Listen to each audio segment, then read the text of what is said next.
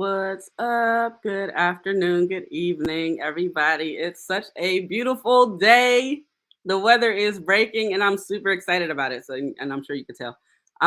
Thank y'all for joining us for another episode of the CS Podcast. If you are not aware, we are planning to have a full relaunch, reintroduction coming this summer. But between now and then, we'll still have some episodes in between because life is still lifing and things are still important. I do want to sit and acknowledge how important this space has been. Low key, I've been trying to like quietly sneak away from the podcast for like a year now. Like, I don't actually like being on camera. I don't like being in front of people. I love the conversations, right? I just don't like this part of it. But it's been super helpful for our guests, for our neighbors, for our folks. It's been a really valuable space. So apparently, I can't leave. So here we are. And we'll continue to do what we're doing. So I can't wait for the actual relaunch. We have some new things planned as far as infrastructure and how we're going to do the things. So more on that as we get closer to that time. I'm not going to take up too much time on the introduction because I definitely want to make sure we have all the time we need for our guest today, who is talking about something super real. If you know me, you know I've been talking about gentrification all day and night since 2010, since I became hip to the cause. Don't nobody listen to me. But look, like, we're gonna talk about this, right? And so we see the impact of gentrification is such a long, complex process, right? Like, it happens literally decades. And we don't see it until it's at the end stage of like what's actually happening. And that's what we've been experiencing, is seeing the displacement, like seeing all of the ways that people are unhoused show up, right? And so in this really interesting way, right? And it's not like we don't necessarily know it. I feel like we always kind of knew it, especially folks who interact with systems or are experiencing systems. You know exactly what it is today, right? Like, but the systems that are created, namely housing authority, that are put in place to help with stabilizing housing, actually being a major component for people becoming destabilized in their housing, displaced, just kind of displacing or destabilizing the housing market altogether, which is really interesting. Again, it's not a thing that we necessarily didn't know if you are someone who works and interacts with systems or have experienced systems, but I think this is the first time, at least I have heard someone call it out with such intention, just such will for people, like censoring people, and it's really like, this is wrong. Like, and people on all sides, right? Like, so like I said, it's super complex. So I'm super excited to get in conversation with our guest today, Miss Tammy Thompson from Catapult Pittsburgh. Also just Miss Tammy.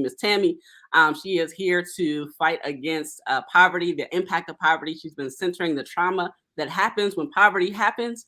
I'm just the biggest fan of hers. Like, she's my mentor, low key. She doesn't know it, but I've been saying it.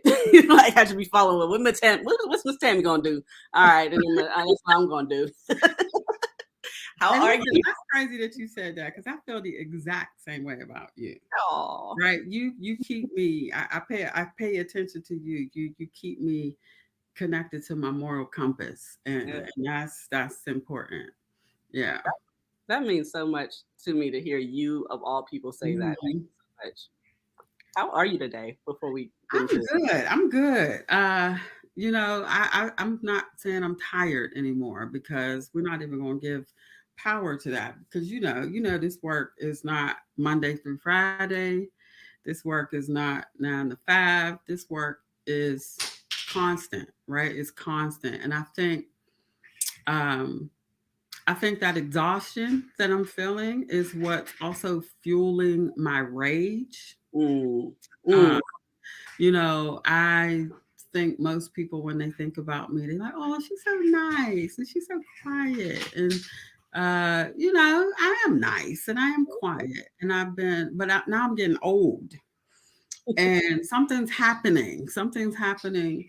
There was a certain level of optimism and probably naivete Mm. that I have come into this work thinking that everybody was in this space because they just wanted to do right by people, right? I was naive earlier in my career, and now I'm angry.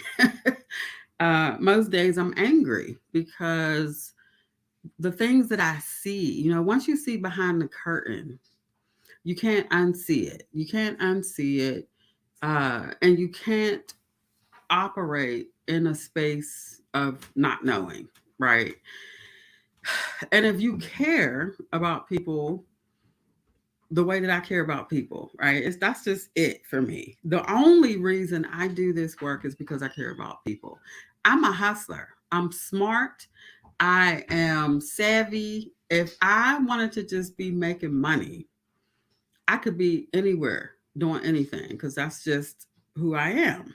I'm in this space. I'm in the nonprofit space because I genuinely, authentically care about the people in our communities. And selfishly, because of my experiences in the same spaces that these folks are in, it is selfishly part of my healing process to do this work. It's important to me that I am doing work that I didn't feel was available to me in the most dark days of my life. And that's literally why I'm here, right?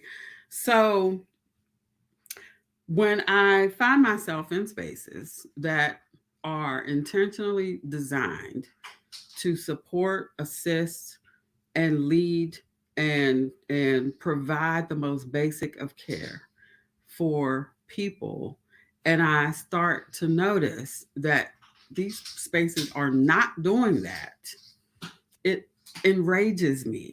It is, I start off being sad. I start off being sad and saying, okay, well, what can I do? What can I do to help make this system better? Is there something I can bring that is going to make some type of change? And that's number one. And then number two, if I get into a space and I realize that that ain't what they want at all, this does not appear to be what they want at all. This is a business. This is a thing that is being mismanaged in a way that is not just not helping people get forward. That's a whole nother thing. But to be a system that is dragging people back further than they were when they got connected to this thing, that to me is unacceptable. It's unacceptable. And the last thing is, I'm even more appalled at the number of people that know it's happening and not speaking up and not doing anything to change it. And so for those that don't know, I was appointed to the board of commissioners of the City of Pittsburgh Housing Authority in 2020. When I was approached, the first thing out of my mouth was, y'all, I don't really rock with them like that because I've seen some things over the years. These issues that we're going to talk about today, these are not new issues. There have been flaws. There have been flaws in the system since I was in public housing in the 1980s. Right? Okay, I can go further. There were flaws in the system when I was a child living in Arlington Heights in the 1970s. Okay, so I'm not picking on any, specific administration. This is not personal towards individual people. This is none of that. This is someone sitting in front of you who has seen the decay, the lack of empathy, the lack of compassion, the lack of caring that seems to permeate within that system and has been for at least what I know firsthand, the 1970s. So this ain't new, right? What I'm seeing, and I don't know if it's just new because of the position that I'm in now as a nonprofit leader and trying to do work that is helping to serve and house people and prepare people for economic security. But as of late, and I will say over the last 4 to 5 years, I have started to see very intentional issues. I'm saying intentional because we'll talk about that later. But there's evidence, there's facts that show that there are people, not just one, not just two, not just a dozen, a lot of people who are now becoming homeless as a result of the housing authority of the city of Pittsburgh not effectively managing these programs. That's a fact, right? Uh, there is no department, and let me just make this really, really clear because I think this is a really important distinction to make. There are people working at the housing authority of the city of Pittsburgh who get up every day and go down there with the intention of doing what they're supposed to do. There are good people that work at the housing authority. There is bad management from the top to the mid that is destroying that institution.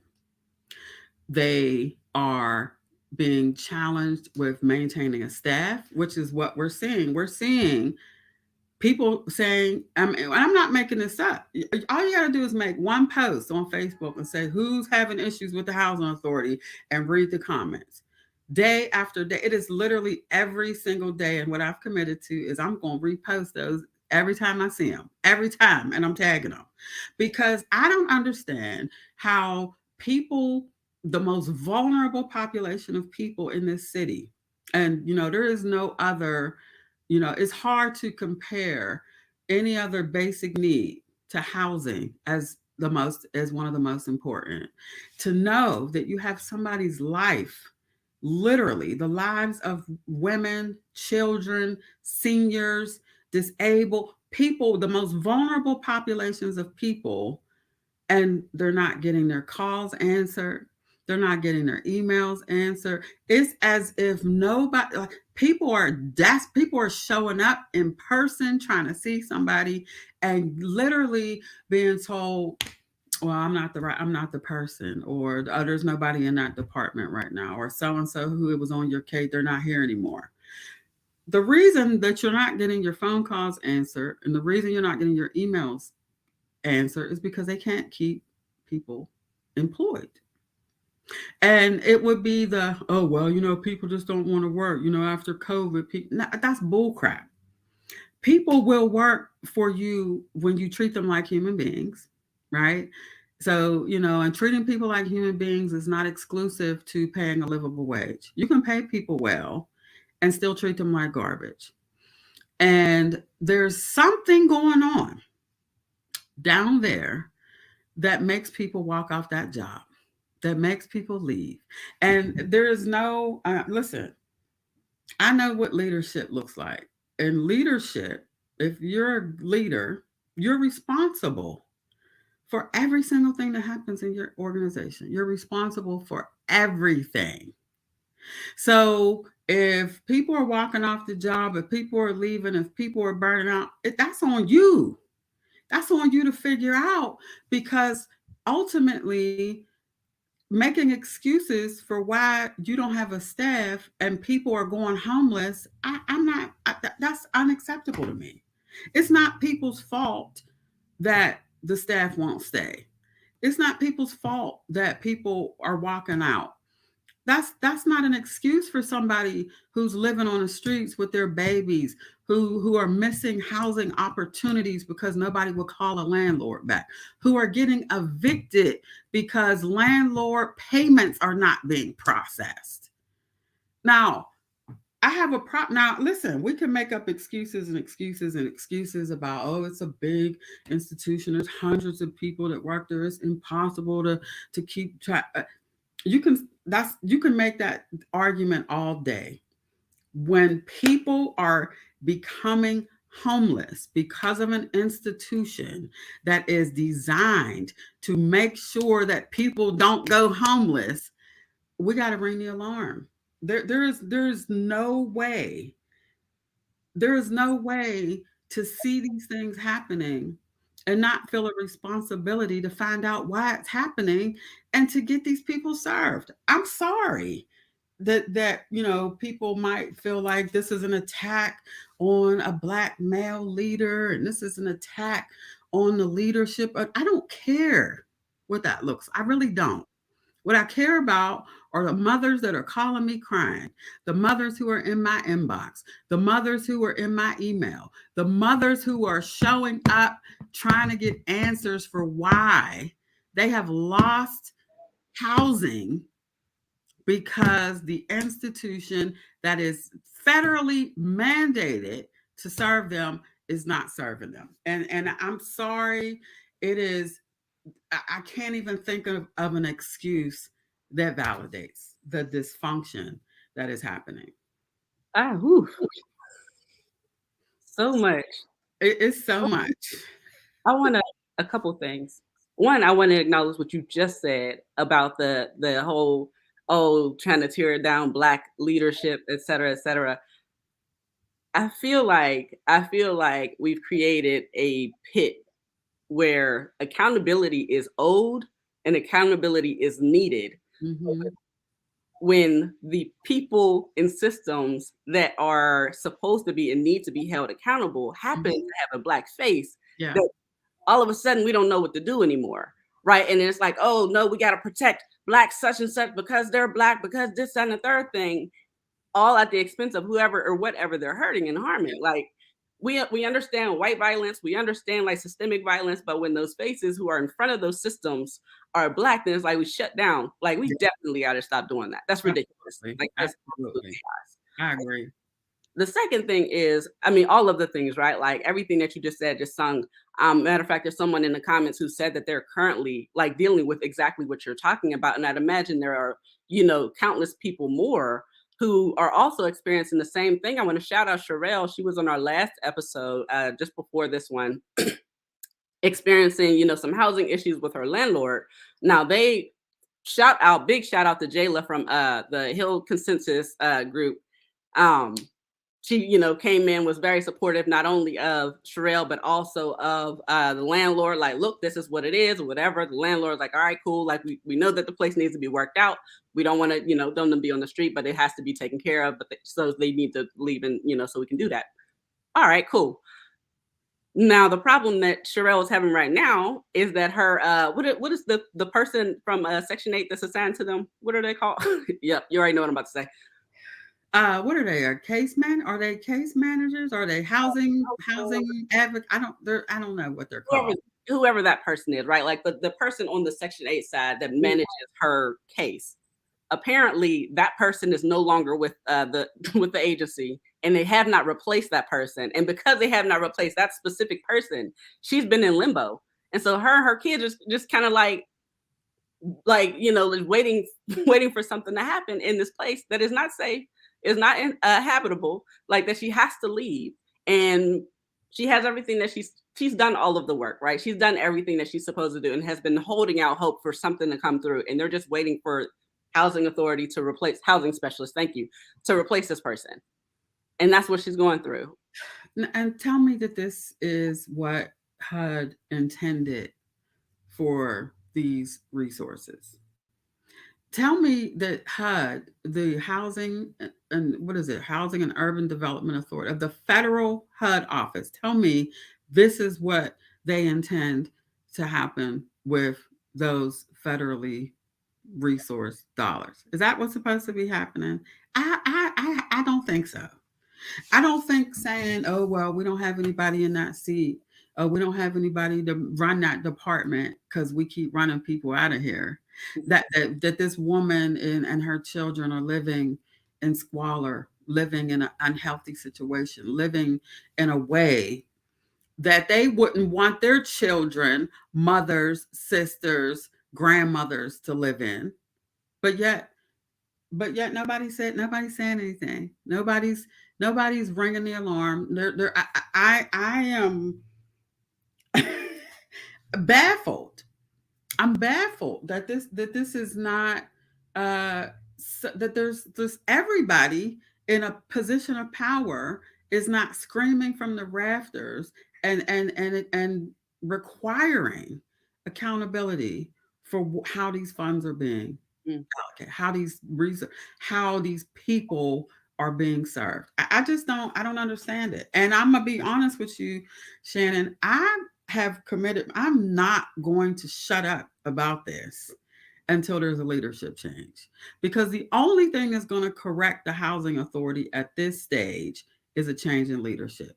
And I'm talking about leadership from the top, from that and the board of directors to the CEO to anybody else in a leadership position down there. They all must go Mm. in order to get that institution back to where it needs to be, hire new people, develop and create a new work culture that starts with nothing's more important than serving these people, right? Because here's what I know about leadership. What I know about leadership is whatever I mandate as important, Mhm. the people who work for me are going to make sure that those things that I, as the leader of that organization, mandate to be important, right? That's how leadership works. Mhm. If I say something's important, if I say this is unacceptable and absolutely not, this is not going to be done this way, the people beneath me, the people who follow me, are going to make sure that those things happen. So it's always going to be about leadership to me. It's always going to be about the leadership and starting from the board of directors because the board of directors should be trying to figure out why is this happening. Mhm. The board of directors should have been considering what was happening and what wasn't happening when everybody voted yes to extend Castor Binion's contract for another 3 years. I'm the only one voting no. That's weird. So people determine what's important in an organization based on what the leadership says. If the leadership were prioritizing the health, safety, and committed housing and efficient processes, then that's what would be happening. And at this point, I just feel like the only thing that is going to change this is new leadership. Now, I'm thinking about what you said at the very start of the episode, right? Like, this is not a today issue. It's not the last 10 years, 20. This has been going on for as long as you remember. And I would bet money that it's been longer than that. With that, because these aren't the same people, it wasn't the same people in these different iterations. And so I'm thinking about the policies, procedures like that set the culture, like this Mhm. is what they're responding to. And Yep. so what's the like in case of this, break glass, and this is what we do. I would imagine that their policies are not conducive to censoring people, not conducive to being effective. And when those things are happening, like having Castor Binion and whoever else is on their board being ineffective, what do we do to shift that around? And the last thing I'm thinking about as far as policies and procedures, also transparency, right? Um, how is it putting power in the people's hand, right? Like this is housing authority. So Mhm. ultimately, it would make sense to me that who has the priority would be in the main voice in the matter would be the people impacted by it. Like where does that even come into play? Right. So let's start with this. Let's start with how has this been able to be so bad? And let's just be clear. Housing authorities across the country have had these types of issues. People have been living in a way that they shouldn't be living based on the budget that HUD has. HUD's budget is huge, right? It's been cut, that's for sure, but it hasn't been cut it's been cut from a development standpoint more. Like you can't, this is why there's challenges with how much, mixed income housing is required versus, what's going to, how many vouchers are going to, because Congress and the government determines that. But here's the problem that I think. This is my opinion. The reason the housing authority has been able to get away with this so long is because as a society, we don't care about poor people. Come on now. I mean, that's just the bottom line. As a society, we don't care. And the you think people don't complain and call and write letters and look at Northview Heights when they Mm. made that big stink. This woman had mushrooms growing out of her freaking cabinets. literal mushrooms growing out of her cabinets. You know how long it probably took for mushrooms to grow? Right. So she had been dealing with that for a long time. But, they do a story and, you know, Castor goes up there and talks to the housing commit, whatever, the tenants association, and then it gets quiet Mm. because it's poor people and it's primarily poor Black people. And so, yeah, and they probably deserve to live like that. That's the sentiment. Like, well, they're lucky they getting what they get. Just get a better job and Just move out. get it done. You won't need the. So that's part of the bigger. That's the biggest issue for me. I think is that society don't care about people, Mm. and that's why when we started speaking with the reporter and trying to get this public source story written, I said you got to get somebody other or somebody in addition to tenant voices because people are not going to care about that. What they are going to care about is that landlords are not getting paid, Mm. right? They Right. don't care that landlords aren't getting paid, that nonprofit entities that are housing people haven't been paid in years. They're gonna like these are like we're so, and that was a strategy because what I know is that if it was just a bunch of tenants, nobody gives a damn. Mm-mm. Right, but if you got a collective voice of tenants, landlords, nonprofit agencies, I tried to get some larger institutions to make a comment and they wouldn't do it. They would not publicly speak out against the housing authority. That was very disappointing. Mm. It So all. that's the other thing. We got politics at play. We got, these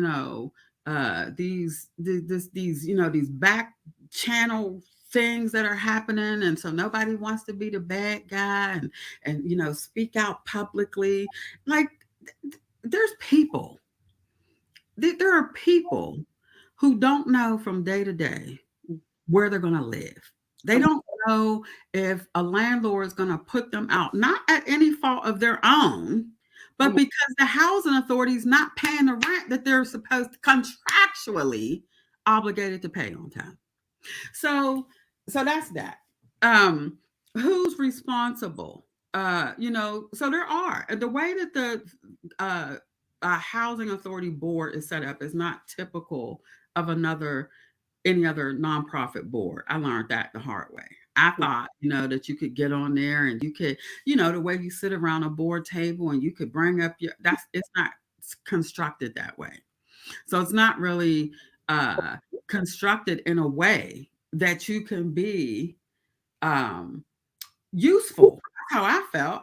It's not designed in a way that you can actually make sure that your fellow board members understand what the real issues are.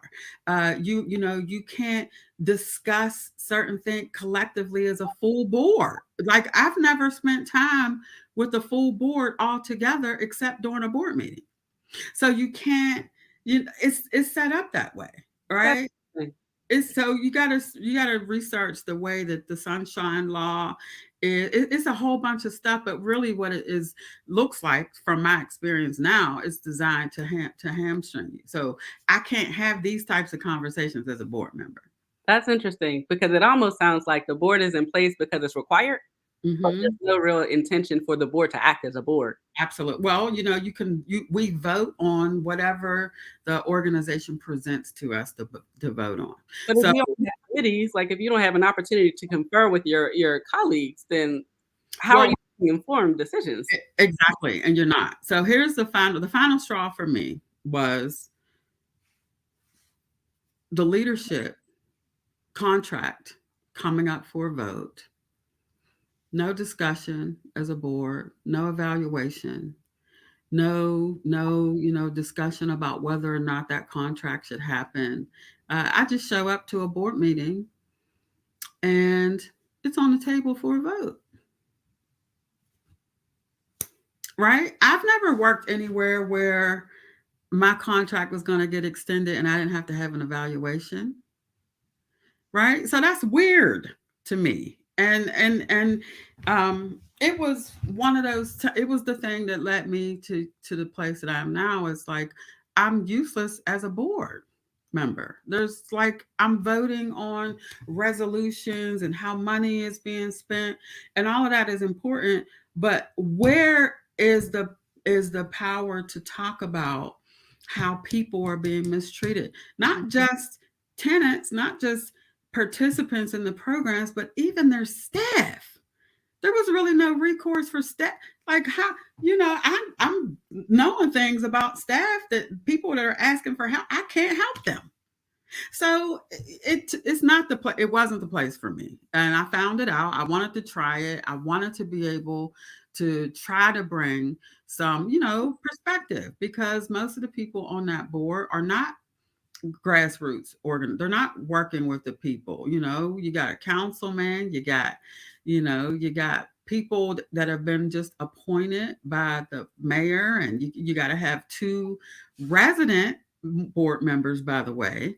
But those resident board members are picked very carefully, right? They're people who are very happy with their current situation. There's never going to be somebody appointed who's going to Or dissent, mushrooms. right? So the board is a joke, honestly. At the way it is now, the way it's set up. I strongly believe that the entire board of directors needs to step down.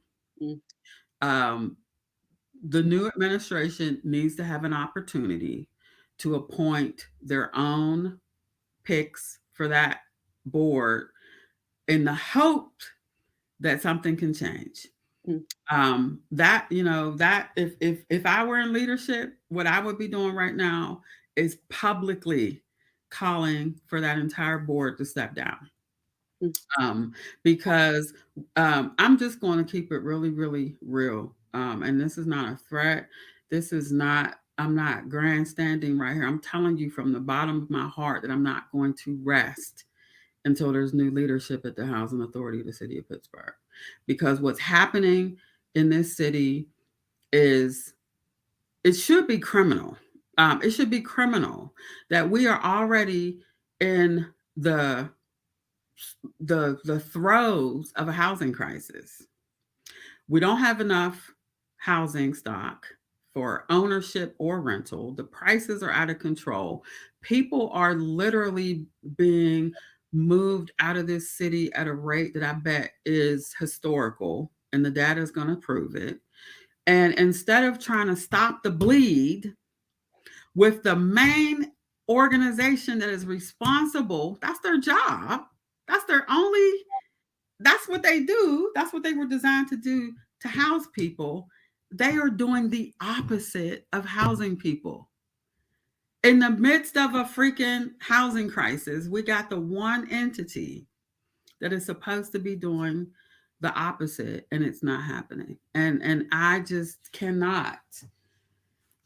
understand why it's not a priority to fix it. I can't understand why it's not a topic of conversation on the news, on our feet, on our social media. It should be a nonstop topic of conversation. But you know why it's not a conversation. You said it. It's mainly to do with poor people. Yeah. Then So so that's the evidence.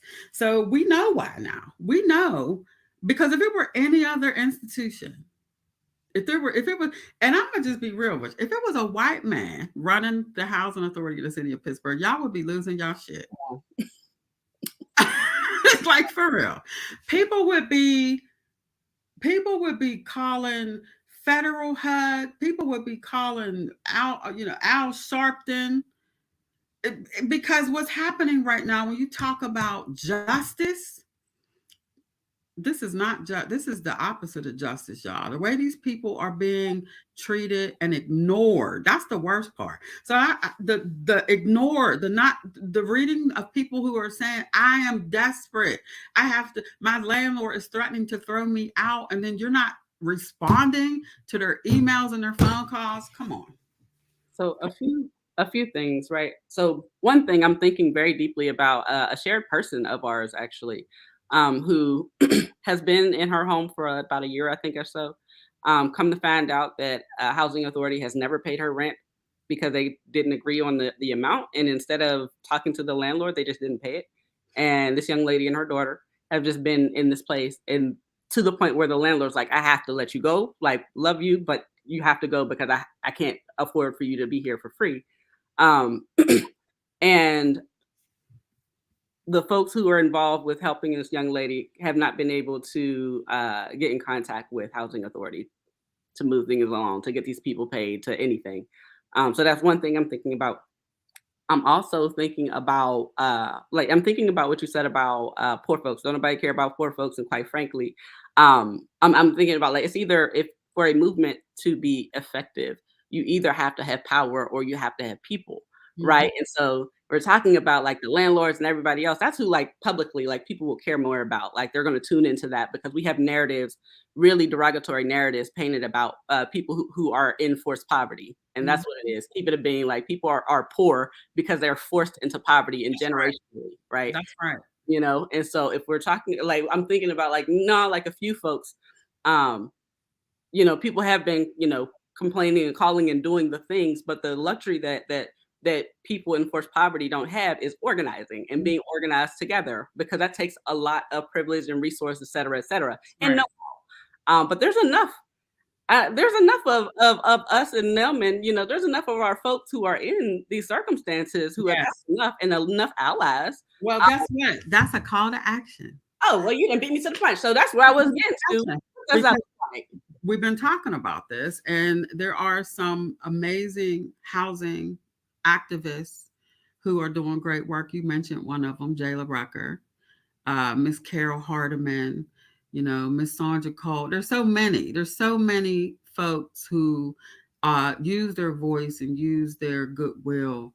But we are, there is a plan. There is a plan to organize these tenants, and we've got to do it in big numbers. We got to get loud. We've got to embarrass. Because here's what it doesn't seem like anybody cares about anything but embarrassment or money. So, and that's just it. So, I would, there's going to be some planning and organizing happening over the next couple of weeks, and I want to shout out the people who have been speaking up, because I've been making these posts for a minute. Who's having problems, and there's been you know a strategy to that. That was how we got the reporter from Public Source interested. The goal is to get some national attention to this issue, because it's clear to me that locally we're not going to get it. We're not going to get what we need locally. So we need some national attention. We need folks to see how bad it really is. And I'm shouting out the people who have been vulnerable and spoken up, and it's and because of what we've done to poor people as a society, it's challenging for people are suffering in silence for fear of judgment and shame. Oh well, because and that's all part of the system too, right? If you speak up, people are judging you because you're needing to utilize the resources. But let me explain. I've been reading this book by this man named Matthew Desmond. I've been reading Matthew Desmond since he wrote the book Evicted. And he just wrote a book called Poverty by America. And the way that he contrasts public government subsidy from subsidies that benefit the poor and subsidies that benefit the rich. They ain't different. They're still coming from they're government subsidies. Why is it okay for the person who just did their taxes last week to get a tax break, a subsidy for their mortgage payments, but it's a crime, and we shame and denigrate people who need support to subsidize their housing. It's and so we've done that to people, and therefore people don't speak up. There was a question that said, how can the people use their voice? Well, there is a process every month. The housing authority of the city of Pittsburgh's board meetings are public meetings. Now, because they've been virtual for years now, there's a way that you can leave public comment to be read by the board chair at every board meeting. Every board meeting. And now the challenge though, if you go to the website and look for the instructions to leave public comment, they've buried it so deep into the website that the average person can't find it. I'm sure that's intentional, right? How far? And so it deters people from leaving the public comment. But I'm telling you, if you clog up that thing with public comment where they would have to use 2 hours of their board meeting to read your public comment, they are obligated to read the public comment at the beginning of every single meeting, and they're supposed to respond to the public comment. So that's one thing that people can do. Um, so I see there's several comments that says, "Can we get Mayor Gainey involved?" So here, I think this is really important for people to understand. I was naive in thinking that that the city's mayor had oversight of the city of Pittsburgh Housing Authority. They don't. They don't really have a lot of say about what happens at the housing authority, unfortunately, because they are federally funded. There's not a ton that can be done, but he can use his power.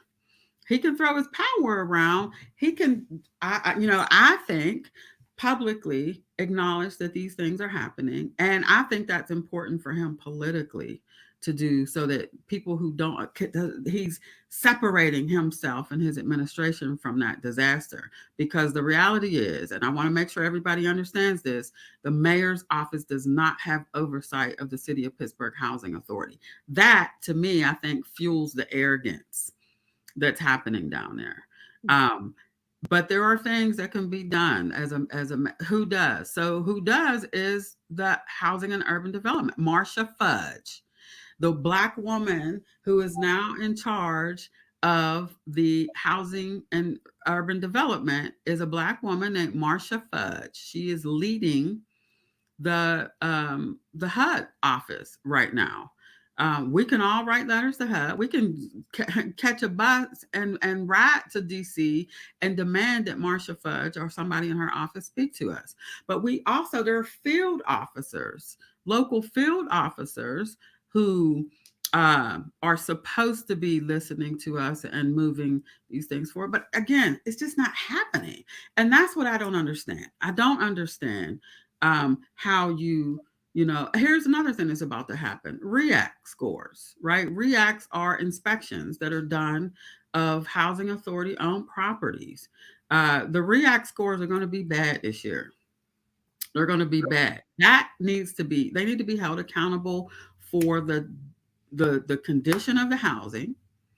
They need to be responsible for the fact that people's rents are not being paid, people are not being communicated with in an effective manner, and there needs to be question about why they're having such a hard time keeping a staff, because that's what it boils down to. That's why you can't get a phone call. That's why nobody's returning an email. That's why you find out that the person that was working on your case is gone and hasn't been replaced. It is a management issue. There is a problem when somebody is turning over staff at that rate. There's a problem there that needs to be investigated. There's a reason people aren't staying. And as when people continue to cycle in and out of there like a revolving door, it is negatively impacting our people. And we've got to question everything at this point. At this point, everything's in question. I'm thinking about going back to what you were saying about the way that we think about people in forced poverty, like, and that's a narrative that's given to us, right? Like, so anytime we hear about unhoused people, housing authority, people who are living under housing authority or whatnot, there's a narrative that is given to us, and then that becomes our internal narrative, right? And then the outcome is that we don't care because we're taught and told not to care. You don't have to care about those people because they're responsible for it. They did this to themselves. That's Not right. the system, not generational, forced poverty, none of that, not oppression, none of that. They did it. And so while I'm thinking about narrative now, this shifting a little bit, thinking about how local media plays a role in this, a major role, right? Like as you said, people care about embarrassment and money, right? So Mhm. like media plays a large portion of that. There's so much power in media. It Yes. makes me actually think about an article from Public Source a few years ago, about 3 years ago or so, and they were talking about mass displacement of Black people in the city of Pittsburgh, Mm. but they did not call it that. They called it Black flight, and the entire article was as if Black people were choosing to not be in the city anymore, choosing to leave the city, and that's factually untrue. Like Mm. very much, and then like the tailoring around this narrative like was so forced that even the stories that were meant to say that these folks were choosing, it was a bunch of different people who were interviewed.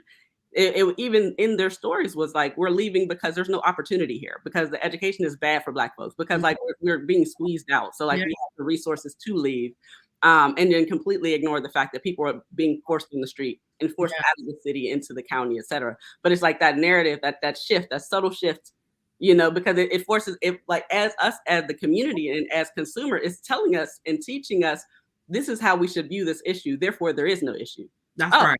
Black people are choosing to leave the city. So what's your problem? Yeah, And what right. Like they have a choice, right? But here's another important narrative point, right? This is one that's been bothering me. So there's always been this negative narrative stigma around Section 8, happened? right? And people are like, oh, we're losing our stock, our affordable stock, because landlords don't want to rent to those people, right? And we bought into that. A lot of people bought into that narrative. And guess what? That's not true at all. Landlords are falling out of that program because they are tired of dealing with the inefficiencies of the City of Pittsburgh Housing Authority.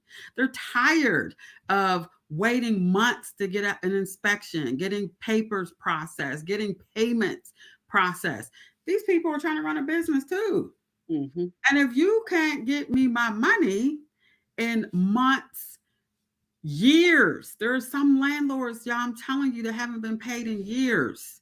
Of course, they're going to back out of the program. Of course, they're going to fall out. But that's not been the narrative. The narrative has been it's the people's fault because, they tear up people's houses and, they're just messing up. No, no, no, no, no, no. The majority of landlords will tell you, and I found this out by talking to the landlords, they don't have a problem renting to Section 8 tenants. They have a problem dealing with the inefficiencies of the housing authority. So not only are we making people homeless because they're not processing paperwork, they're not paying people's rent, but they are also deterring landlords from enrolling and staying connected to the Section 8 program. And I know the response to that's going to be, well, we just developed an incentive program where we're paying landlords more. It doesn't matter if you're incentivizing them if they don't want to work with you because they don't think they're ever going to get the money you're offering them. So I think narrative is really, really important because there are so many people that bought into that, and it's easy to get people to buy into negative narratives about poor Black folks, poor people, period, but especially poor Black people. It is not because landlords don't want to rent to Section 8 tenants that they are not renting and being involved in this program. It is because of the inefficiencies of the housing authority. And that's a fact. Period. You'll see, if you're watching, you may see that we posted a link to the article that Miss Tammy is referencing that she was featured in. Now, full disclosure, the link in there is a PDF version of it with the name of the host, producers of the article, like, redacted, other than the journalist. The journalist you can still see, and that is because the producers of the article of the news station, I do not believe in their ethics. I think that they oftentimes cause harm. In fact, I know they oftentimes cause harm Mhm. to Black, brown, and marginalized communities. And I had to find a way to, like, how do we hold this narrative, because it's important. Miss Tammy has done all this really, really hard work, as did that journalist, without promoting an entity that I do view as being harmful. And so that's a Totally PDF version and understand. links through See, version. look at you. Look how brilliant you are. I love that. Well, I try. Not everyone appreciates it. I bet. But yeah, so the article is there. All of the information is there that she is speaking about. But if you wondered why it's set up that way, that is specifically why. One day I'll talk more about what I'm talking about with that particular news outlet. But right now we're focusing on what's happening right now. So Miss I, Tammy, oh yeah. So Miss Tammy, you had said that uh there's things in the works, right? Like, as far as like the calls to action and whatnot. But I know there are plenty of folks who are interested in how do they get a part of that, even if it's not ready. But how do they get a part of the when there's a call to action to happen, when it's ready? How do they get notified of it, or how do they become involved right now? for one, I'm going to say pay attention to the narrative justice because we're the Wellness Collective, the narrative. We are you'll be one of the very first stops with information because this is very preliminary. Just had a really great conversation with some folks last week. I'm not going to call them out yet because I want her to do it in her time. But we are planning to organize, and we are going to need people who are being directly impacted by these inefficiencies to be brave and courageous enough to show up. Because I'm ready to be doing some demonstrations. I feel like the only thing that's going to get people's attention is to be outside with some bullhorns and some signs and make people uncomfortable and draw attention to this travesty. Because I just can't express enough, y'all. This is a red flag situation. This is bad. And here's the other thing: anybody who's in the space of working with the homeless, working to house homeless people, this is your fight too. Because guess what? You're using resources that you shouldn't have to use because of the ineffectiveness of the housing authority. And you should be furious. And so you're part of this fight, whether you want to be or not. You have to be. I think we need some political will. We need people with strong voices and some power that can make some phone calls and make some stuff happen. But I don't think there's anything stronger than the voice of the people. Period. And I think people need to be heard, and I think people need a platform to be heard. So we are absolutely going to be organizing some demonstrations, continuing to have these types of conversations. Danielle Graham Robinson, thank you very much. She posted a link to how you get to public comment for the Housing Authorities Board meetings. And you guys, your voice is strong. I'm telling you, because the way they've been getting away with this so long is that we are busy. When you're in survival mode, you're trying to get the stuff done that you have to get done. And although you want to speak, you might not always know how to do that. And so I think it's really important that we help give people their voice, and we create a platform for people to express how they've been hurt and how they've been neglected, because without their voices, we're never going to be able to express to people enough how important this is. To me, this is a red flag issue. And I don't think there's anything happening in this city right now that's more important than this. And when we talk about crime, and we're talking about young people, and oh my God, all this crime. If you think housing is not directly connected to why people are gunning each other down in the street, why our young people are looking around at us and are angry because they're tired of living the way that many of them have to live. And so you keep thinking that housing is not a red flag issue. Keep thinking that people sitting around getting these hefty paychecks and cushy contracts and are neglecting the people that they're supposed to be serving. I'm sorry. There's no way. There's no way that I'm okay with that. I'm not okay with that. So if people want to make this personal, make it personal. Yeah. Make it personal. But this is something that is not personal. And you know what? In a way, it is personal. It I'm is. disgusted with how these people are getting treated. And I'm going to use my voice because I can't unsee what I've seen. And until people are treated the way that they're supposed to be treated, I'm going to just you're going to keep seeing me and hearing me. That's just it. Period.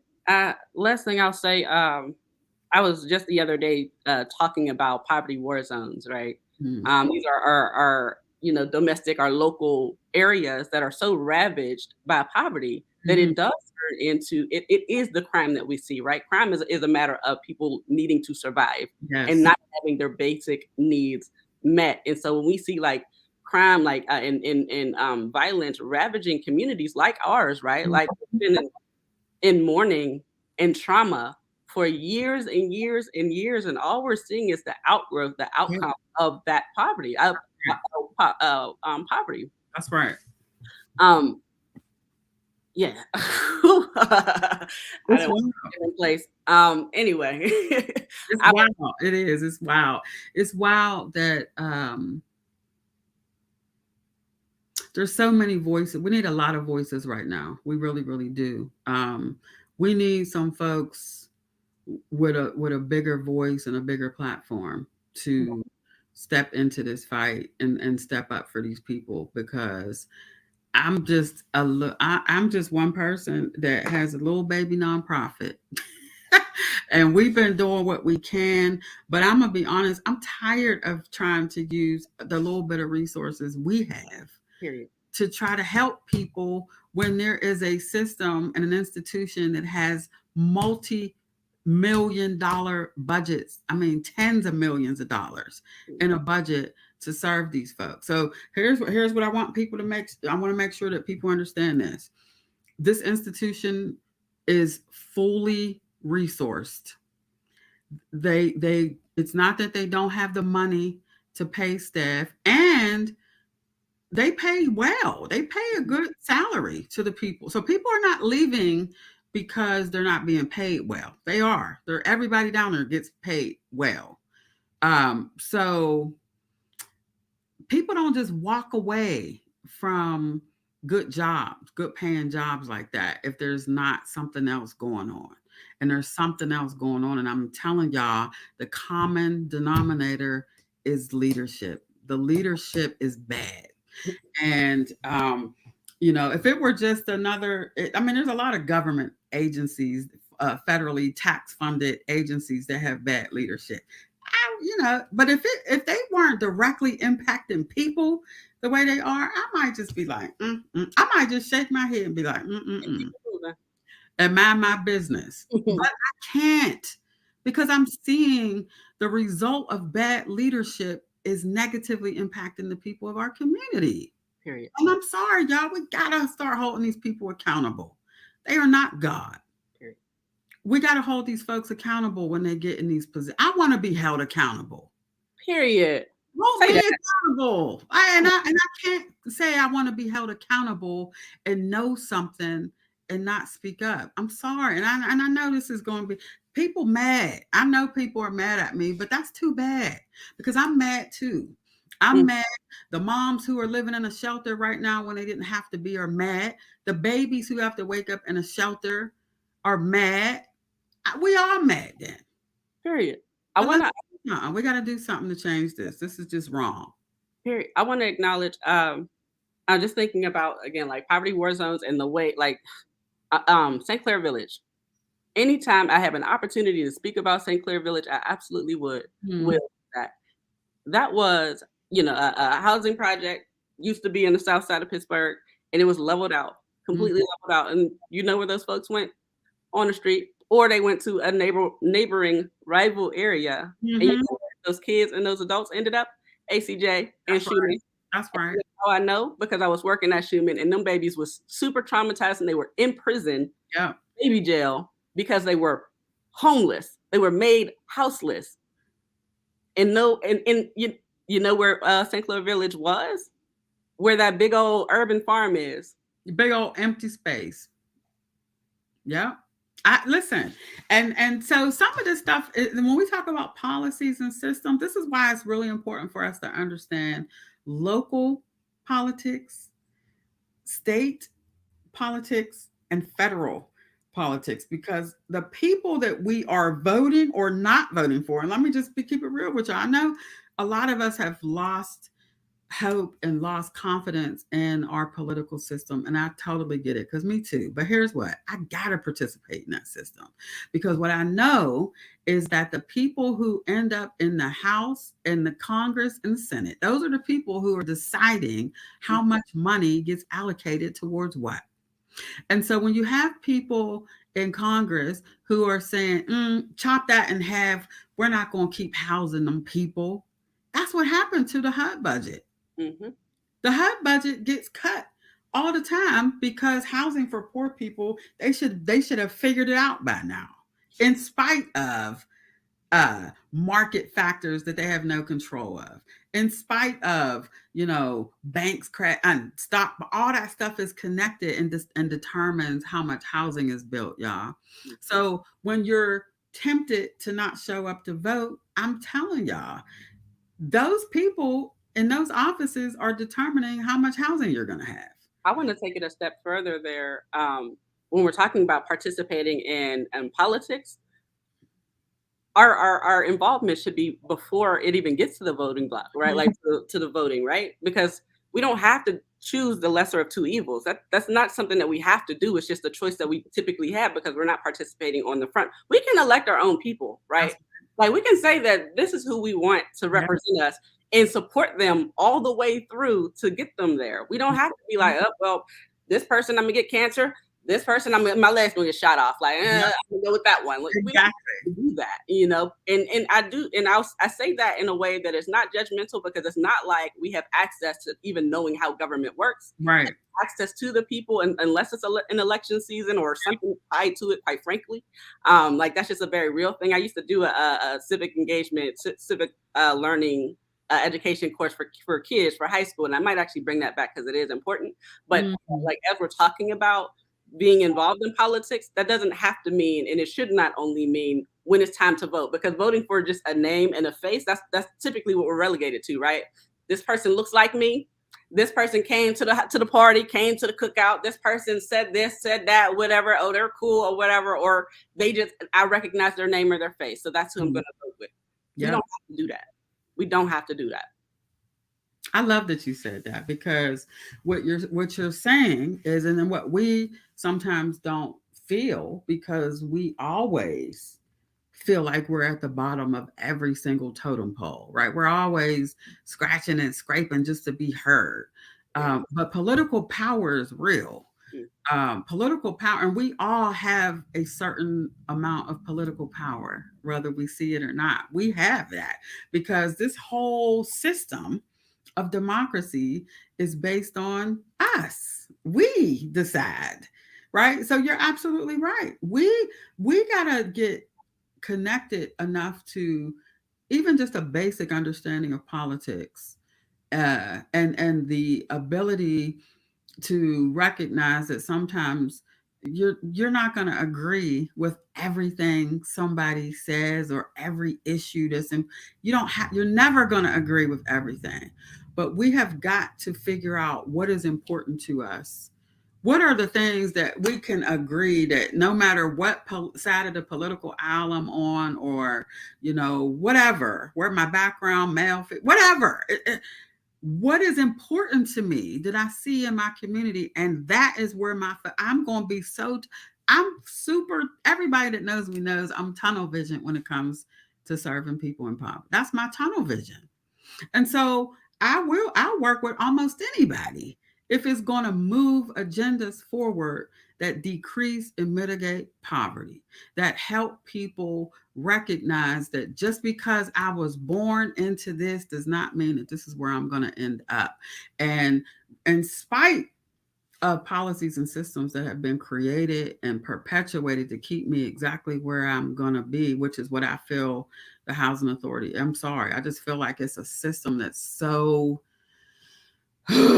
it's just been this thing that people are all, it's like, well, they lucky we giving them what we give them, and nobody pushes back on that. Period. I'm sorry. Someone asked in the comments or said that Summerlee and John Fetterman should be a part of this conversation. Are those political leaders that you've been in contact with about that? Have they said anything about it? Are they involved at all? Just So I'm not going to say anything yet, but I've had some conversations. I've had some conversations. Okay. I'm going to leave it there because again, it's still so preliminary, but people are paying attention, and there may be an opportunity to, again, it can be anybody who is willing to take this voice to DC, approach Marsha Fudd and say, look, something's happening in Pittsburgh that needs to be addressed. And I'm wondering, shout out to my daughter, she's in the background. I'm wondering, Her birthday's tomorrow. Shout out to Rennie, big one. Um, as you had mentioned way back in the way back, that this is not a specifically Pittsburgh issue, right? Like housing authorities across the Mhm. country are on a nut and have been, right? Yeah. I'm not to say that I'm not trying to put anything on y'all plates. I'm just wondering. I'm curious about if there's a way to link trains with. I'm sure there are efforts elsewhere. Well, Um, there should be, especially when we need to start within our own state, right? Because Pennsylvania, Philly's housing authority was so bad. I forgot the name of the process, but it was taken over. It was so bad that it was. So it's possible. It's possible to get the HUD office to say, "Hold on, we're going to take over because this ain't right." Those things happen. So it's possible, right? So yes, we've got to link arms with other agencies that have, number one, that have been through something similar to that we've been through, and it can help educate us about how you, because you can, if you can imagine trying to make something happen in a system this big and from a federal level is very hard, and challenging, and takes a lot more capacity than I have. Um, but I believe that first is working with people who have said, look, we've had enough and we're going to take this thing over. And two, somebody that can help amplify, people that can help amplify our voices, and say enough is enough. We already are struggling with our housing in this city, and there ain't no way that we're going to accept that the housing authority of the city of Pittsburgh is contributing to our homeless crisis. Like that's just it for me. Like there, I get it. I get. Look, I know managing people is tough, and by no stretch of the imagination am I comparing my sweet little staff to trying to manage hundreds of people. I'm not. I'm not saying that it's easy at all, but that's too bad if it ain't easy. That's the job. That's the job. The job is to be a leader that brings in the right people to get the work done, to get it done efficiently and effectively, to stay within budget, to allocate the funds to get the work. That's the job. So whether it's easy to do or not, that's the job. And if the job's not being done, we can't keep looking away and acting like we don't see it when there's people suffering at the hands of this institution. And I just cannot, my conscience is not going to allow it. It's just not, it's not something I can do because I'm seeing I'm seeing the outcomes, right? And it's not just the Section 8, it's the Section 8 program. It's the uh, it's the home ownership program. It's across the board that there's a problem. And so I'm sorry. And again, this is not personal against any particular individual. This is what it looks like to hold people in leadership accountable. Period. Period. A few things, Miss Tammy. I could talk to you all day and night about all the things. But a few things that's on my mind. One, I'm thinking about going back to like politics, and thinking about like how displacing people also takes away power because Mm, we vote in districts, mm, right? yeah. And so if you are pushed out of your district or you're redistricted, right, into areas with people that don't align with your needs, right? Like, and all of a sudden, like your vote is pulled away from you. Mm, And there's only a section of you in the rest of your district doesn't look hmm. like you and don't care about you. Don't even know you exist for real. That's Don't know right. that you are even aligned in the first place, right? Like, and also again, like being pushed out of your area is really, really hard to organize amongst each other in these traditional sorts of ways, right? Because you can't organize with your neighbors because your neighbor is in a different district, Hmm. or like you're literally displaced, you're not in your community anymore, or like you're not there for longer than a generation or two, if that. So it's hard to like get those roots in the ground. So again, thinking about politics, that's why politics is important, right? Because it literally, we look at our city infrastructure, our county infrastructure, our state infrastructure, all of the ways that it's jacked up. That's why. Like, that is directly why. The other thing I'm thinking about is thinking about now, housing authority like is a huge complex thing with so many splinters, all of these people, and to manage it is a task, however not impossible. And I'm thinking about during the pandemic, we saw what our infrastructure is, nothing, right? Because nobody knew what to do when there was a global pandemic that people knew about, at least, or at the very least, cities like the world has gone through already 100 years Mhm. ago, and that's not that long ago. Like my husband's grandmother is like 93. Come on Yeah. now. So we should have an idea how these things work, but we did not. However, what was interesting, what did happen, is that all of these great tech people and entrepreneurs and people with access and resources, they all of a sudden started creating things, systems, powerful systems out of nowhere that they were able to flip and make more money off of, because now all of a sudden there's this interest in these really public and necessary ways. And that always stuck out to me. It's like, oh, I guess this wasn't a hard lift. I Mm. guess this was a thing that was always possible. You just didn't care about it. But now that it's impacting everybody, now all of a sudden we have all of these different creative ways. So the thing is big, right? It is complex, but it's not impossible. And I don't actually think it's so complex that they can't figure it out, because at the end of the day, foundationally, people need housing. They got the money, they got the space. Make it make sense. Like like That's where it goes. That's and so that to me, this is why, and I've evaluated this from every space because I don't want to believe that people just don't care. Like I don't want to. I'm trying to maintain a certain level of optimism here, but it's getting hard because like you said, if you have the money, if you have the processes, if you have everything, every tool, then what's the problem? And the problem again is leadership. You got to want to do it. You got to have the will to do it. You've got to come into that space every day. And if you got to get on, if you got to have speakers throughout the whole building and get on a mic every morning and say, all right, listen up, everybody. Good morning. I hope you have a fabulous day. We will not leave this place today until we have served the people of Pittsburgh in the way that we are supposed to serve the people of Pittsburgh.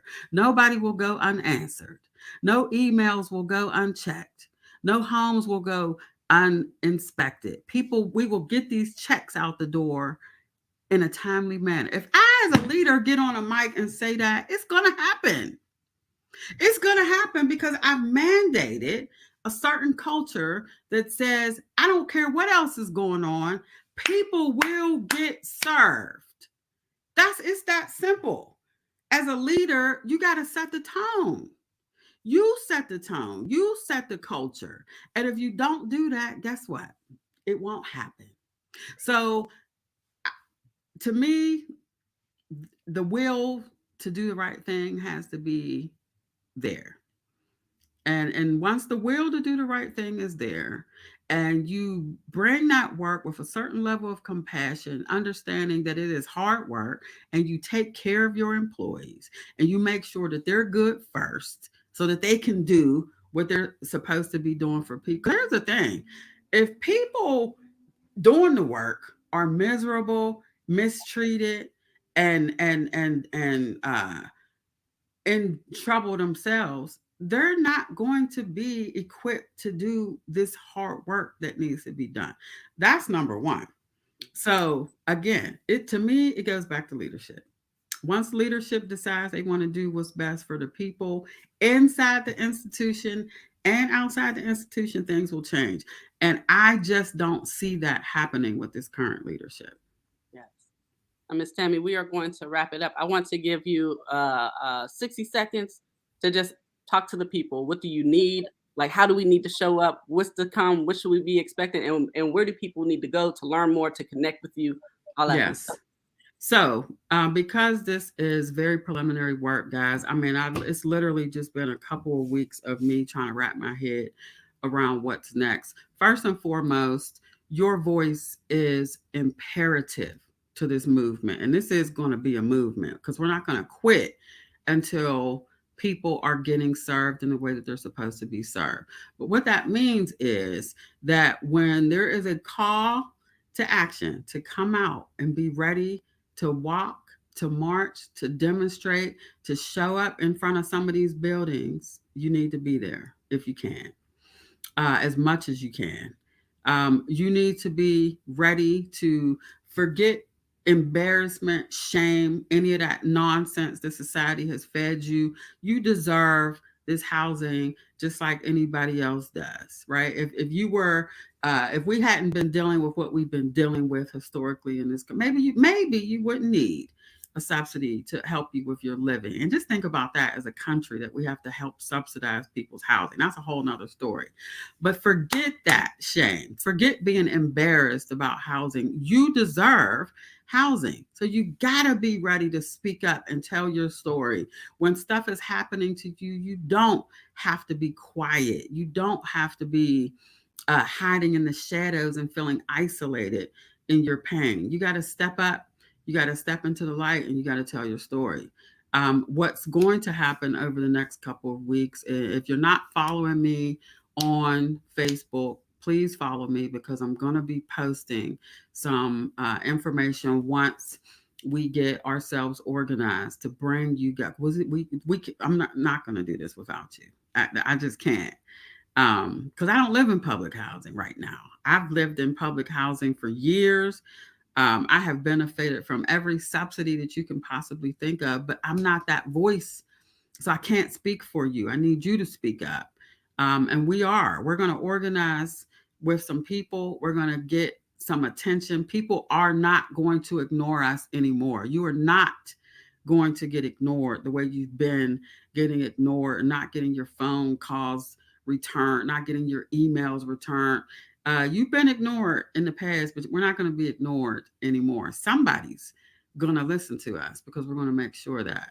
So we'll be sending some information. Pay attention to the Narrative Justice and the Wellness Collective, our amazing partner. Shannon is just an incredible, uh, partner in this work, and we will be providing some updates about what comes next. But what comes next needs you.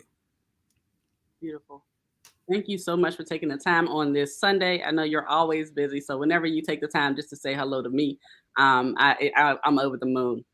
Um, so that'll do it for us today. Please, please, please check out Miss Tammy on Facebook. Keep up with what's going on. Check out the Narrative Justice. This is one of the series. Like I said, we'll be back in full throttle come summertime. But until then, there's plenty of stuff still going on. So you'll still see us. We're going to run a series dealing with housing. So touching on all the different ways that housing in unhoused circumstances show up in our city. So definitely look out for that. Unrelated to housing authority directly, uh, I do want to highlight that we do have on our website, if you go to thenarrativejustice.com/good dash landlords, you'll see our Good Landlords review. That is a rate and review system for landlords. So you can go on there and rate your landlord, your property management company, whomever, right? And that includes housing authority, because we've gotten that question quite a bit. If you are living anywhere, and feeling like your place is substandard, you have mushrooms growing out of places that mushrooms don't grow. Um, Right. things like that, right? And also, if you have a really, really dope landlord, we need to know that, right? Mm. Because as people are seeking housing, where do I live? Where do me and my family go to seek safe housing? That's how we highlight who we should be dealing with, and also who we should not be dealing with. That's how we provide that transparency. Because right now, there's not a lot of support for renters, right? If you have an issue, there's not a lot that you can do about it besides find another place to live. And we already know, as we've learned in the past hour, that's not an option for many of us. But what you can do is say, this has been my experience. They're trash, and they're dope, and this is how we do that, right? It's been terribly effective. And let me say, the landlords and such, they've been shaking in their boots because I keep getting emails about it. So if you have not already, go on our website, thenarrativejustice.com/good-landlords, and submit a review. Make sure you share it, because that is effectively our power. That's Mm. right there, child. Right. Um, that'll be all for today. I hope to see y'all the next time we tune in. You'll see when our next episode is going to be. Our next one is going to be about housing from a different a different lens. So please do check in. Please share. Please share. Please share this episode. Miss Tammy has dropped so many jewels. I've learned so much about how this actually looks, what this housing crisis looks like, and how the systems that have been created to help us out of housing crisis, right? How created to stabilize housing has actually been contributing to the housing crisis. So definitely share this episode. It's so important. And make sure you connect with Miss Tammy. That'll be all. Later. Thank you, Shannon. Thank you for this. Yeah.